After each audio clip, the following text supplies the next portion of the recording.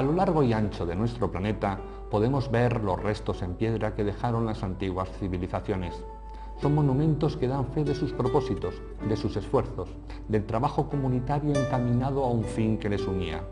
Su fuerza y su inteligencia les sirvió para transportar por terrenos hostiles los grandes monolitos, en tareas a veces iniciadas por los padres y continuadas por los hijos y los nietos.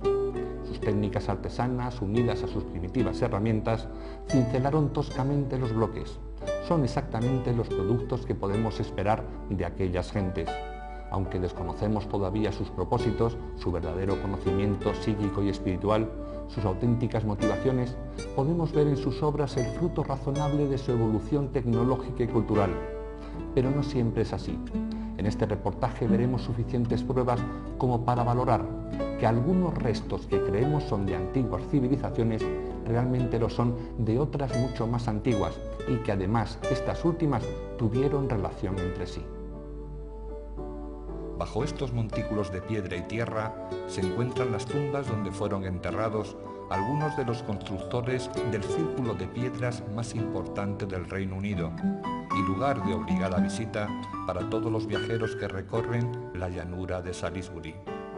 En tan solo 200 metros de recorrido turístico, los visitantes pasan de las tiendas y cafeterías a enfrentarse con un monumento con 5.000 años de historia. Gran parte de él ha desaparecido. Sus piedras fueron aprovechadas para construcciones más modernas, pero lo que queda llena de admiración no solo al que busca una bonita foto, sino a los que además intentan adentrarse en sus misterios. Stonehenge empezó a izarse en el Neolítico, 3.000 años antes de Jesucristo, y su desarrollo duró 1.500 años. Su aspecto final alberga varios elementos constructivos. El círculo exterior está compuesto por 30 grandes monolitos de gres, de 25 toneladas de peso cada uno, provenientes de las canteras del actual Malbrook Downs, situadas a 30 kilómetros de distancia. Originariamente estaban unidos entre sí por un dintel de piedra de 7 toneladas de peso. Dentro de este primer círculo se encuentra otro, formado por bloques de 4 toneladas que fueron traídos de las montañas de Bresley, en el sudeste de Gales. Son las famosas piedras azules, de reconocidos poderes energéticos. Más en el interior del monumento se alzan orgullosos 5 gigantescos trilitos. Cada uno de estos bloques verticales, de 45 toneladas de peso cada uno, se alzan orgullosos a 7 metros de altura y albergan en su interior una disposición en forma de herradura de otras 19 pequeñas piedras azules. Ninguna piedra está colocada al azar en esta enigmática construcción.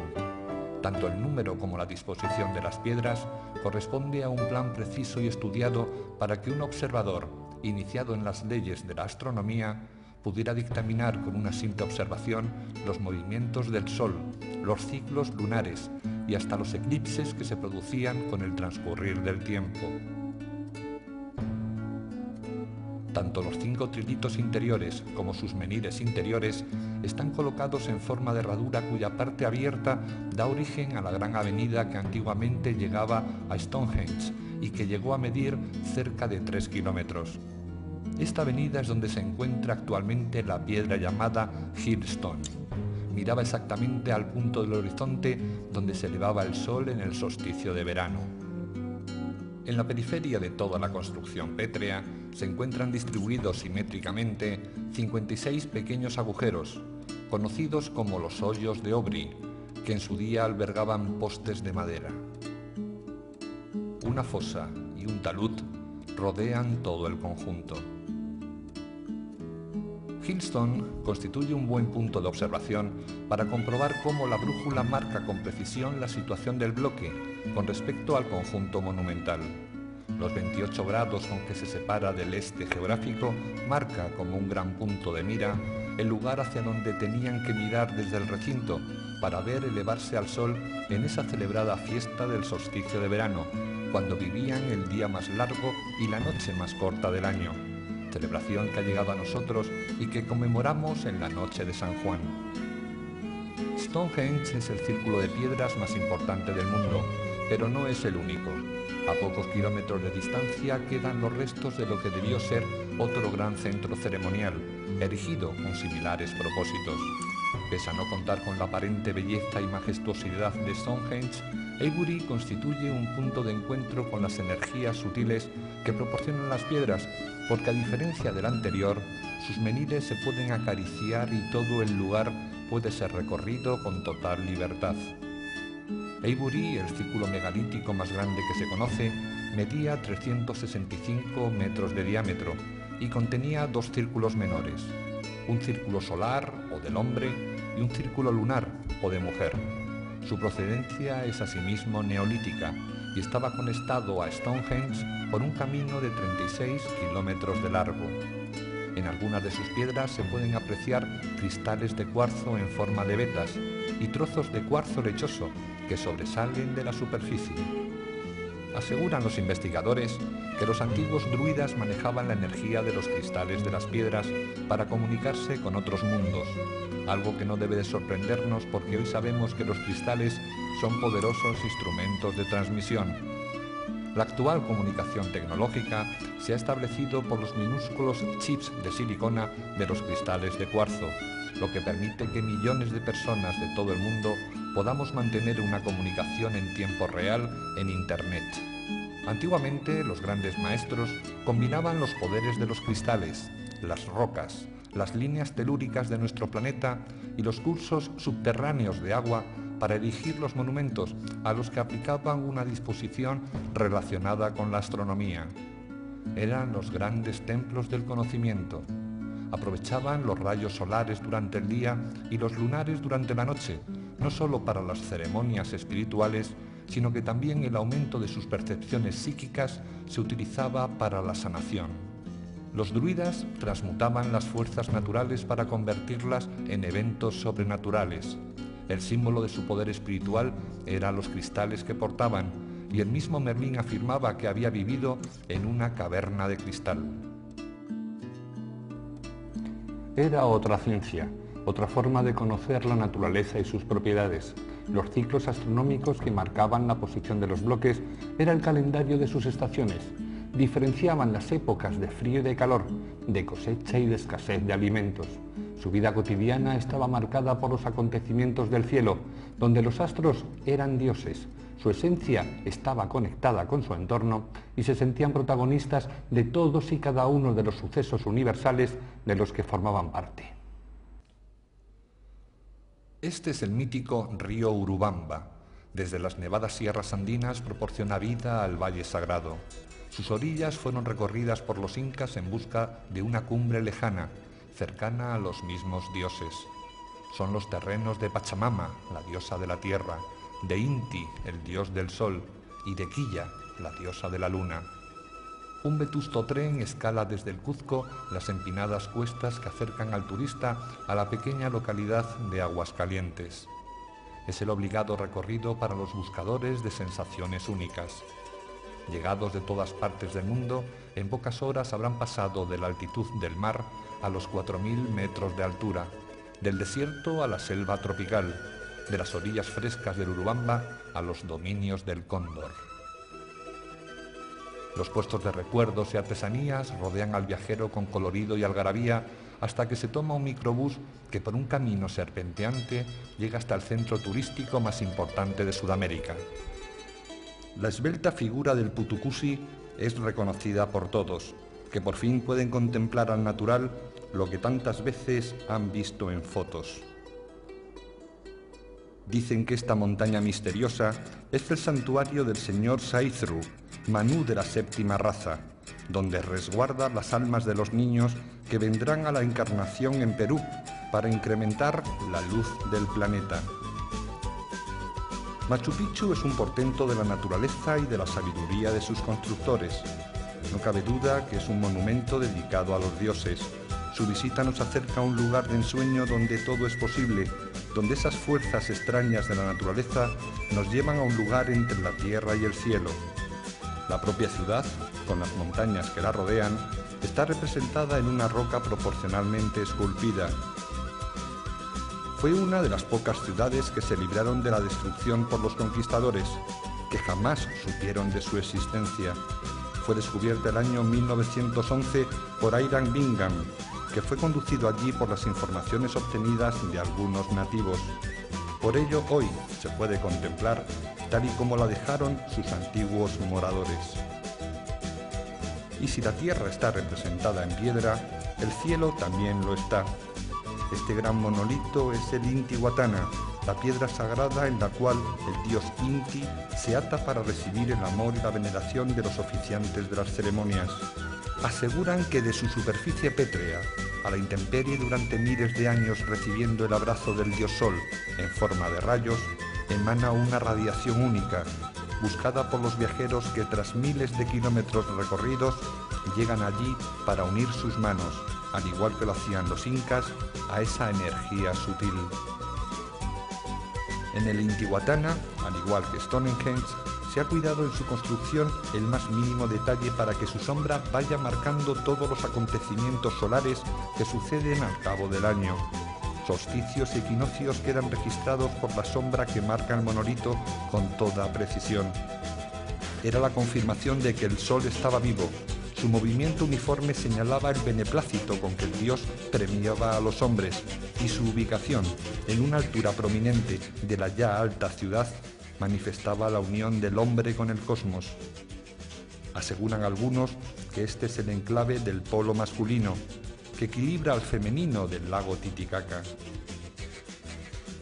Las piedras en Machu Picchu no solo están cargadas de historia. El lugar fue buscado y encontrado, diseñado y construido para que convergieran en él las energías cósmicas y las telúricas. Nadie sabe cómo se llamaba realmente la ciudad, ni los propósitos para erigirla, ni los motivos que tuvieron sus pobladores para abandonarla repentinamente.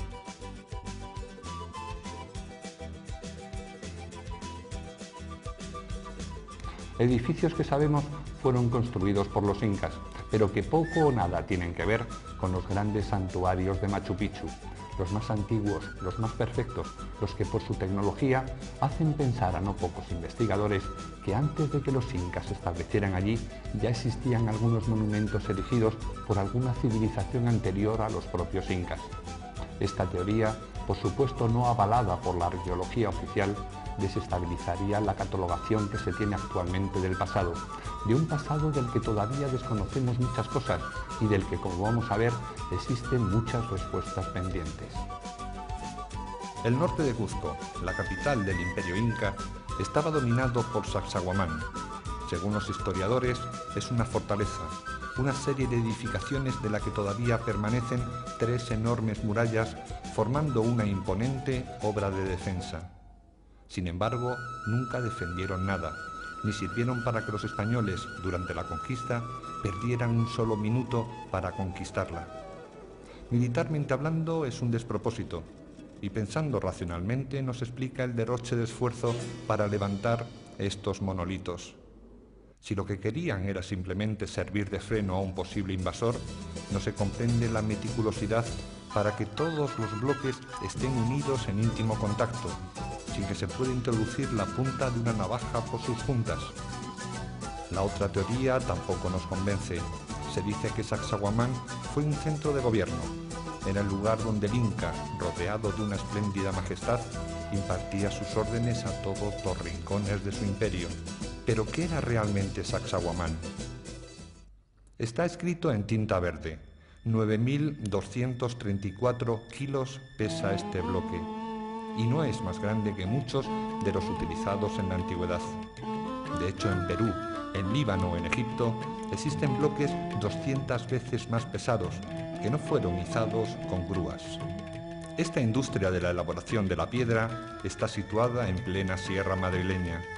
Hasta allí han llegado por tierra, a través del puerto gallego de Vigo, bloques de piedra procedentes de Terranova y de Sudáfrica y que servirán para abastecer la demanda pétrea en los cementerios de Madrid. Tanto por las grúas del puerto como por las de esta empresa, como por el peso que pueden transportar los camiones, el límite de los bloques se establece en las 15 toneladas. Yo tuve la osadía de preguntar a estos maestros de la piedra cómo se puede subir un bloque de 2.000 toneladas de peso por una cuesta y además ensamblarlo con otros al primer intento. pero me quedé sin respuesta, porque también ellos la desconocían.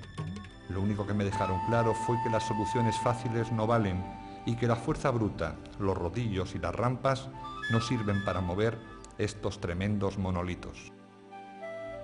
En las canteras actuales también tienen sus limitaciones. Los modernos vehículos de levantamiento y arrastre pueden soportar bloques de 3 a 5 toneladas.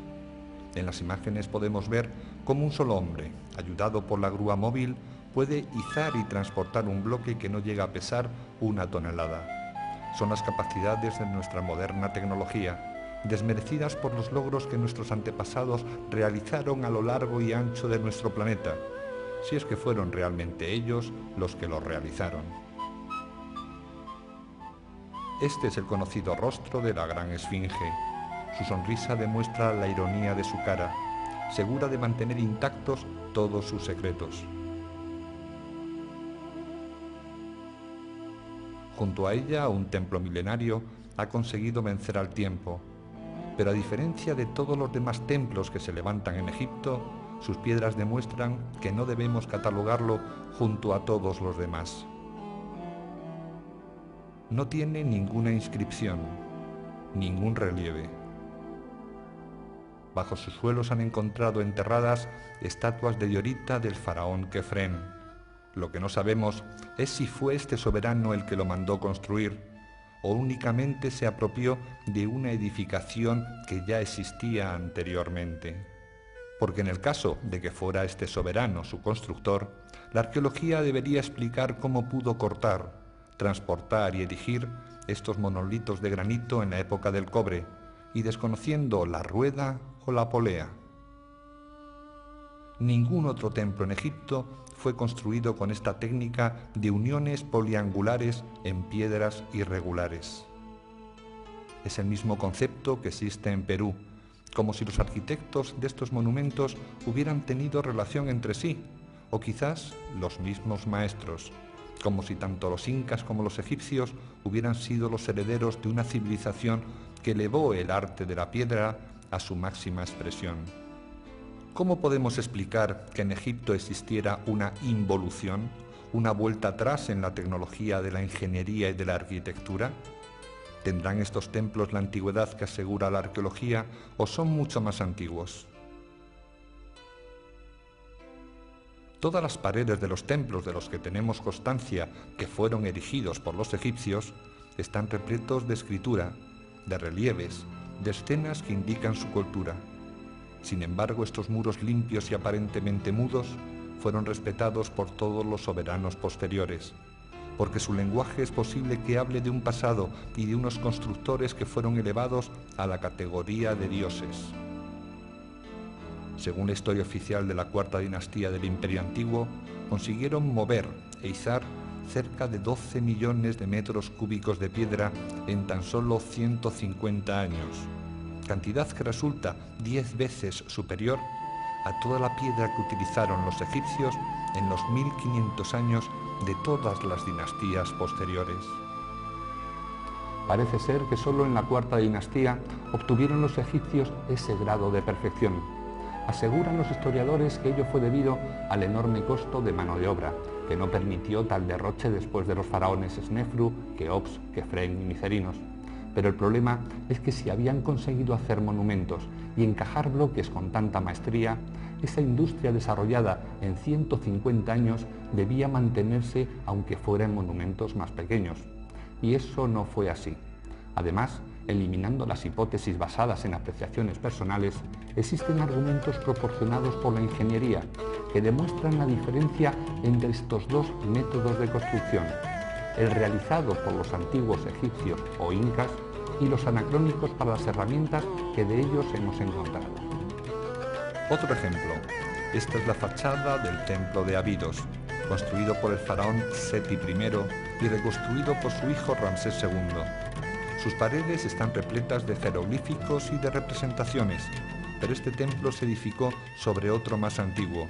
Es el llamado Osirión, donde volvemos a encontrar los bloques multiangulares, las piedras enormes de 20 y 30 toneladas cortadas a escuadra perfecta, con caras pulidas a espejo, con la más increíble técnica óptica, Incluso está anegado por las aguas provenientes del Nilo, lo que indica que su construcción puede ser anterior al propio cauce del río. ¿Quién construyó este monumento a la perfección?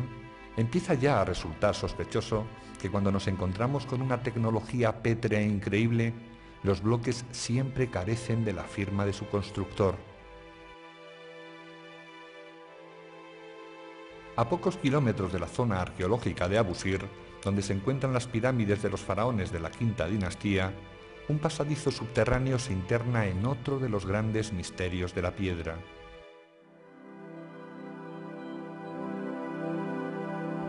Un cartel indica que el Serapeum, el hipotético lugar donde se enterraron los bueyes Apis, es de época tolemaica, pero es falso. Ya un hijo de Ramsés II fue el encargado de su mantenimiento 1000 años antes. Hoy está cerrado al público porque sus galerías han empezado a derrumbarse.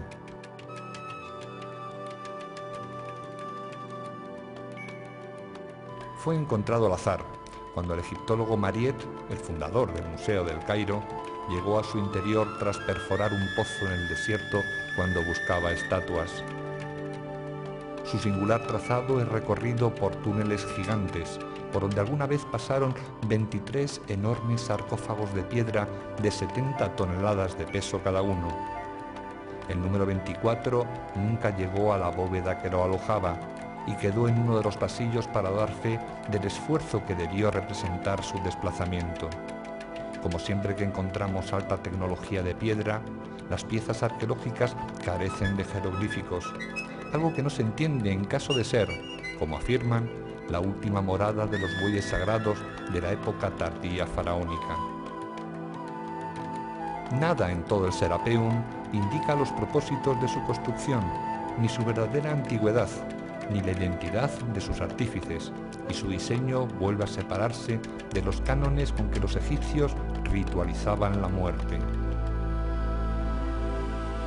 Ninguna inscripción, ningún relieve, ninguna estatua, tan solo estos impresionantes tanques de granito y de basalto para plantear un nuevo enigma tecnológico. Este sarcófago fue dinamitado por Mariette, uno de los padres de la egiptología, para averiguar, tras la explosión, que su interior estaba lleno de aire.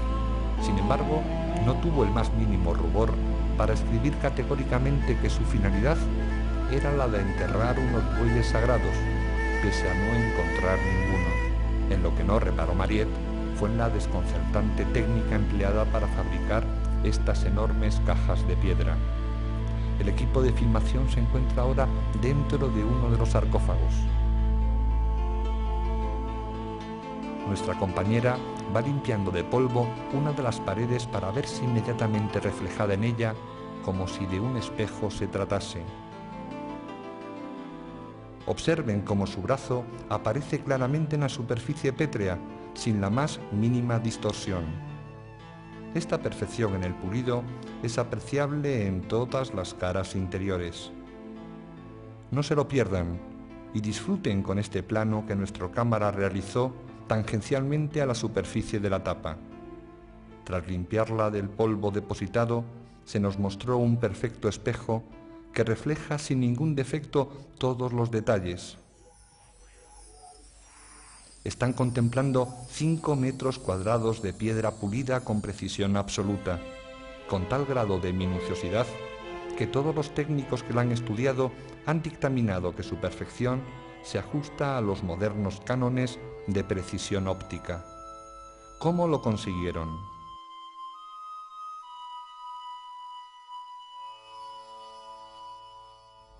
En las modernas canteras utilizan los más sofisticados medios y tecnologías en el pulimento. Máquinas percutoras con martillos de acero y puntas de carburo de tungsteno capaces de morder el granito e ir dando a la superficie una textura uniforme.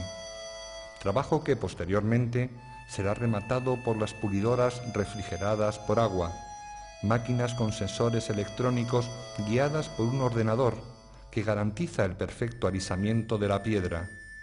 Todo un dispendio de medios tecnológicos y todo ello para lograr la misma eficacia que la conseguida por los antiguos egipcios de la época del cobre, si es que fueron los egipcios sus artífices. Estos son los farallones que quedan de las antiguas canteras del Mokattam, en la ciudad de El Cairo. De aquí salieron en época faraónica millones de metros cúbicos de piedra para erigir los templos más maravillosos que se alzan en las riberas del Nilo. Un trabajo que debió ser agotador, castigado además por el terrible sol que debieron soportar los canteros. Son los restos naturales de una industria de la piedra llevada a los más altos grados de consumo. En las cornisas quedan aún restos de los cinceles de cobre, de las palancas de madera y de las sogas empleadas en el arrastre de los bloques.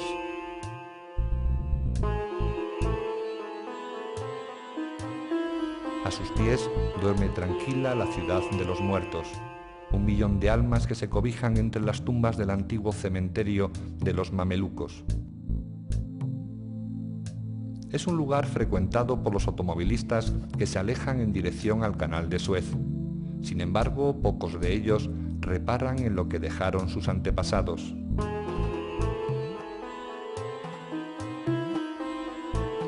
Millones de bloques y millones de metros cúbicos de piedra fueron arrancados a la montaña de Mokattam. Un trabajo que resulta inaudito cuando se piensa que tantos años de esfuerzo solo sirvieron para que un monumento fuera utilizado durante la jornada de la exhumación del cadáver de un faraón. Y tampoco estamos seguros de ello, porque en las más de 100 pirámides que se alzan en Egipto jamás se encontró en su interior momia alguna. En una época en que los monarcas podían durar de varios meses a algunos años, ¿cómo sabían de antemano el tiempo de vida que les quedaba para enfrentarse con una construcción tan titánica? ¿No sería mucho más lógico suponer que para construir una tumba eligieran una construcción menor y más segura y que además no supusiera el enorme derroche de dinero que debió costar el monumento?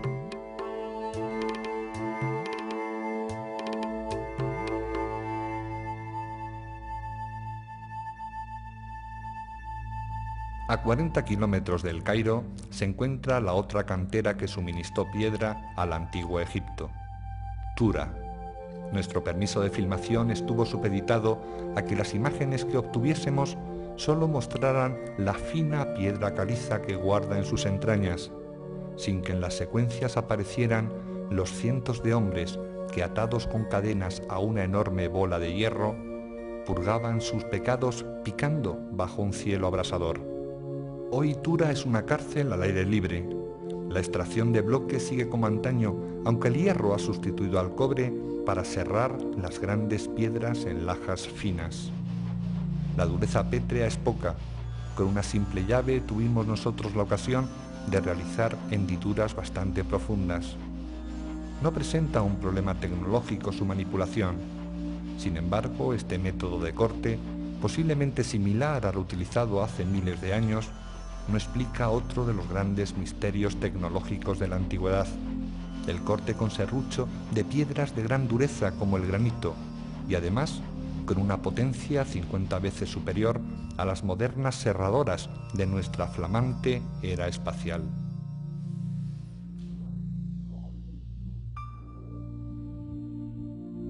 Este es un bloque de granito proveniente de Terranova y dispuesto para su corte en una moderna factoría de la piedra. Está anclado al suelo por fuertes brazos de hierro que impiden su desplazamiento, mientras que un fino cable formado por 2 hilos de acero entrelazados, con pertinaz monotonía, va desgastando el surco por donde penetra hasta que, tras largas horas de rozamiento ininterrumpido, refrigerando el calor con chorros de agua fría, logra cortar el bloque.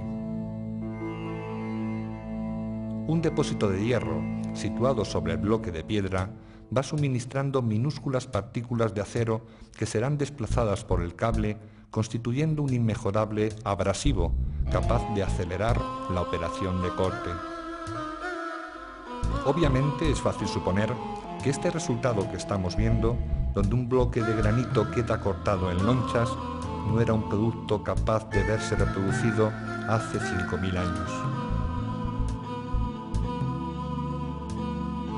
La dureza que presenta el cable de acero, la noria capaz de hacerlo mover en un movimiento sin fin, las limaduras de acero y tungsteno que producen la abrasión, el agua que permanentemente debe suministrarse para que el cable no se ponga al rojo vivo y se rompa, los brazos hidráulicos que anclan el bloque y la electricidad necesaria para mover todo el conjunto hace imposible que esta tarea pudiera haberse realizado en el antiguo Egipto o en Perú.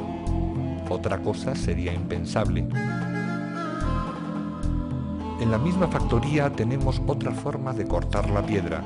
En este caso podemos observar una imponente hoja circular que gira a gran velocidad sobre su eje móvil. El tamaño de la sierra es de 2 metros de diámetro, capaz de cortar en 4 horas un bloque de 1 metro de grosor. Nuevamente observamos cómo el agua refrigera el rozamiento. Cada vaivén que hace la sierra corta la piedra unas pocas décimas de milímetro y su precisión está controlada por un importante sistema informático que indica al operario el progreso de la cortadora a través de la masa pétrea, la velocidad de revoluciones, el grado de inclinación del corte y la temperatura de fricción. Repito, estamos ahora viendo lo que puede hacer nuestra moderna tecnología, las máquinas más certeras para el corte del granito que existen en este comienzo del tercer milenio, el máximo logro de nuestra gran revolución industrial, el mejor de los aceros, el diamante más duro y la tecnología informática al servicio de los productos, pero un producto que incomprensiblemente encontramos también realizado hace miles de años. Nuestra investigación se dirige ahora al Valle Sagrado peruano, donde las ruinas de Ollantaytambo son unas de las más importantes concreciones en piedra de los antiguos incas. Sus terrazas esculpidas en la falda del cerro son atravesadas por largas escaleras de piedra que paso a paso nos llevan a las alturas. Una obra en piedra que es posiblemente mucho más antigua de lo que se supone y que fue usurpada y recolonizada por los incas. Tal hipótesis, nuevamente, viene avalada por la tecnología anacrónica que encontramos en su manufactura. Observen estas imágenes. Es uno de los cientos de bloques esparcidos por su cumbre y, para nuestro desconcierto, está manipulado artesanalmente con un importante corte que no se terminó, lo que nos permite estudiarlo. No cabe duda que una sierra atacó la superficie de esta piedra de granito dejando la marca de su progreso. 2,5 milímetros separan los dos trozos. Una línea absolutamente recta que no admite la más mínima duda que no tiene procedencia natural.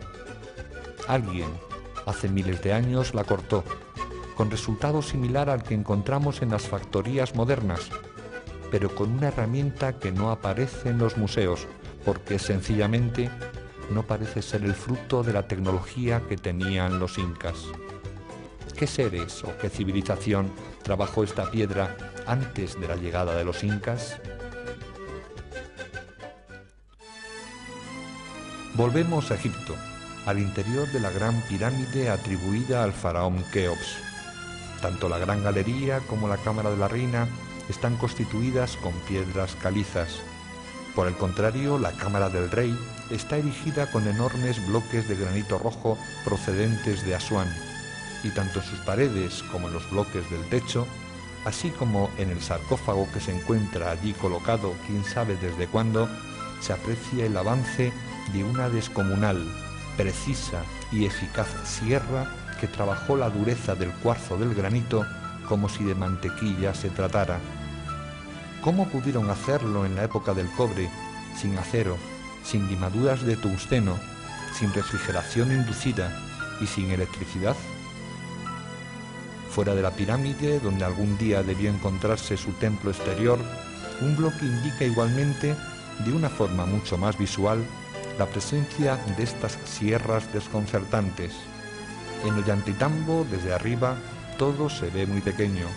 Las casas, la explanada de ingreso y los turistas que se ven como hormigas. La altura nos afecta y hacemos algunos intervalos para llegar a la cumbre. Ello nos permite ver y diferenciar claramente los dos estilos de construcción aplicados en el complejo. Por un lado, la superposición de pequeñas piedras encajadas con esmero, sí, pero con técnica pobre. Por otro lado, la otra tecnología, la de los grandes monolitos. La primera tiene una concepción artesanal, un esfuerzo humano y los restos que las toscas herramientas de los incas dejaron sobre la piedra. La otra tecnología, la perfecta, la que no deja espacio entre las juntas, la que presenta detalles constructivos difíciles de explicar porque fueron aplicadas unas herramientas que no se encuentran en los museos.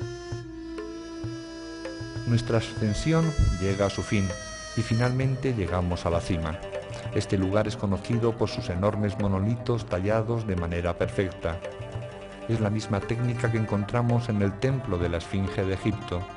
Bloques gigantescos multiangulares unidos en íntimo contacto, donde no cabe la punta de una navaja entre ellos, donde han sido resueltos grandes problemas de ingeniería. Algunos tremendos monolitos de piedra tienen 5, 7 y hasta 12 ángulos que encajan con otros bloques de la misma naturaleza. Pero además presentan otro detalle, unos tetones que sobresalen de la superficie lisa de piedra, unas prominencias inexplicadas porque no servían como punto de apoyo para su transporte, unas marcas que también podemos apreciar en otros monumentos situados a miles de kilómetros, como en la pirámide de Micerinos. Son las huellas de hombres o de dioses que dejaron su impronta en la piedra antes que fueran reutilizadas por los incas o los egipcios. Son dos formas de entender la construcción, o lo más seguro, son complejos monumentales construidos en fases distintas, lejanas en miles de años, por dos civilizaciones opuestas, pero con una particularidad. De los trabajos en piedra que sabemos fueron realizados por incas o por egipcios, conocemos su tecnología y hemos encontrado las herramientas que fueron utilizadas. Por el contrario, de esa otra técnica desconcertante, desconocemos su desarrollo, sus máquinas y, por supuesto, quiénes fueron sus artífices. Este es el gran obelisco inacabado de las canteras de Asuán. Por alguna razón desconocida, permanece todavía encajado en la roca madre de la cantera. ¿Cómo es posible elevar y transportar 1.200 toneladas de peso? La fuerza humana es incapaz de tal empresa, sin la ayuda de máquinas. Máquinas que debieron existir, aunque quizás nunca estuvieron a disposición de los egipcios. Máquinas increíbles que fueron capaces de realizar prodigios como el que estamos viendo, una perforación en una roca de enorme dureza. Estamos justo en la entrada de la Gran Pirámide de Giza. Aquí, abandonado a su suerte, se encuentra un bloque que en el momento de la construcción del monumento sirvió como tapón en la Cámara de los Rastrillos para impedir el acceso a la Cámara del Rey. Y 3 impresionantes taladros delatan que sobre su superficie se aplicó una tecnología tan poderosa que incluso hoy nosotros nunca podríamos realizarla. Todos los ingenieros a los que hemos consultado no han dejado de manifestar su asombro, pues no conocen en la actualidad máquina capaz de competir con aquella utilizada en Egipto hace miles de años. Estas perforaciones no han podido realizarse sino con máquinas, con brocas de una dureza incomprensible, que superan los logros de nuestra más moderna tecnología. Este bloque de granito consta de 3 perforaciones. Una de sus esquinas se ha roto precisamente por una de ellas, por lo que nuestra cámara puede recorrer el interior de esos increíbles agujeros de 16 centímetros de diámetro para comprobar el rastro que ha dejado en la superficie de piedra la broca que lo perforó. Con absoluta nitidez podemos comprobar que el movimiento helicoidal de la broca va penetrando en el granito a razón de 2,5 milímetros por vuelta, es decir, con una potencia superior en 50 veces a las máquinas que hoy en día nos llenan de orgullo. Esta prueba arqueológica delata una tecnología anacrónica para los egipcios de la época del cobre. No se puede hablar de interpretaciones subjetivas o de argumentos anticientíficos.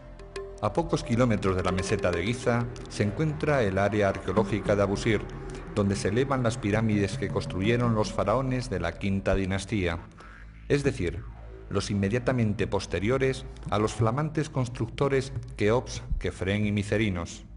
En teoría, debían haber sido los herederos de la mejor industria de la piedra de nuestro pasado histórico. Sin embargo, parece ser que de la noche a la mañana se les olvidó hacer pirámides, y sus construcciones, sospechosamente, se parecen muchísimo a las que erigieron sus antecesores de la tercera dinastía. Las pirámides de Neferrikare, Neferrefre y Sajurrá hoy son prácticamente escombros e incluso se puede apreciar la forma con que Imhotep, el arquitecto del faraón Zoser de la tercera dinastía, inició la era de la construcción de las pirámides, la forma escalonada de superposición de mastabas. Donde se encuentra en Abusir la evolución piramidal de caras lisas y bloques perfectamente ensamblados en íntimo contacto? ¿O no será que los faraones de la cuarta dinastía no fueron los constructores de las pirámides de Giza o de Dashur, y lo único que hicieron fue usurpar monumentos mucho más antiguos? Pero Abusir guarda muchas sorpresas. Bloques de piedra con una manufactura increíble, tratados con una técnica que incluso las hace cantar.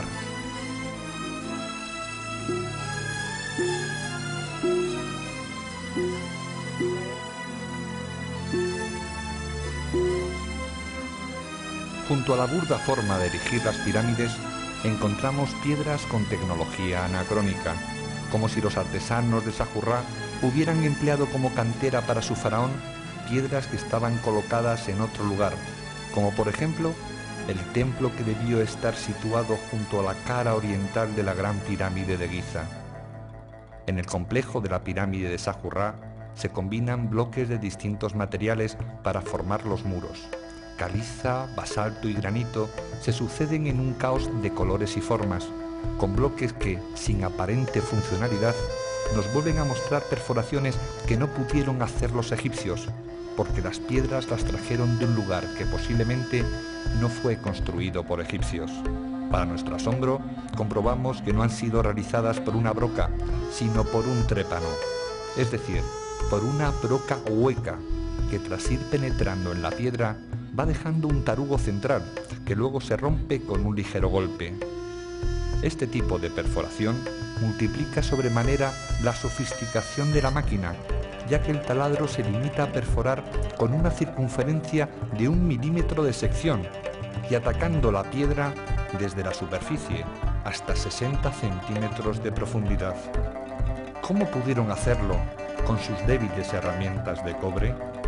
Para hacernos una mejor idea del trabajo que constituye la elaboración de un trépano, fuimos a filmar la técnica que actualmente realizan nuestros operarios.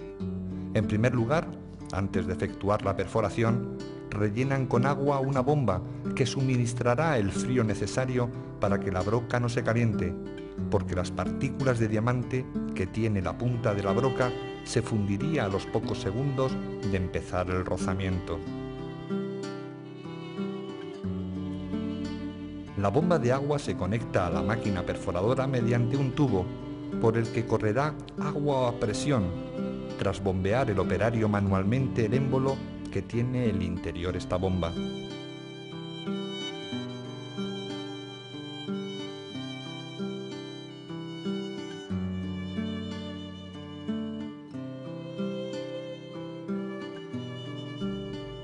El taladro está sujeto a una base de acero, donde por medio de unas palomillas se ajusta la nivelación necesaria para que la máquina actúe en la adecuada posición vertical, ya que en caso de que se moviera durante la rotación, la broca se partiría.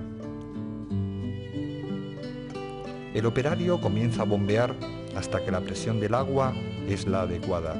Es entonces cuando hace que la broca tome contacto con la superficie a taladrar y con varias rotaciones del eje marca el lugar exacto donde la máquina va a atacar, en este caso, una superficie de prefabricado cerámico.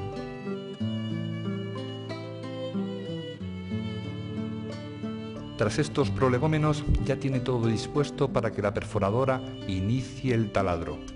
La máquina eleva sus revoluciones y el trépano va poco a poco avanzando, refrigerado por el agua que en ningún momento deja de bombearse. La parte cerámica del pavimento ofrece una ligera resistencia a la perforación, pero al final la broca penetra, y mucho más fácilmente cuando se encuentra con el cemento y la tierra.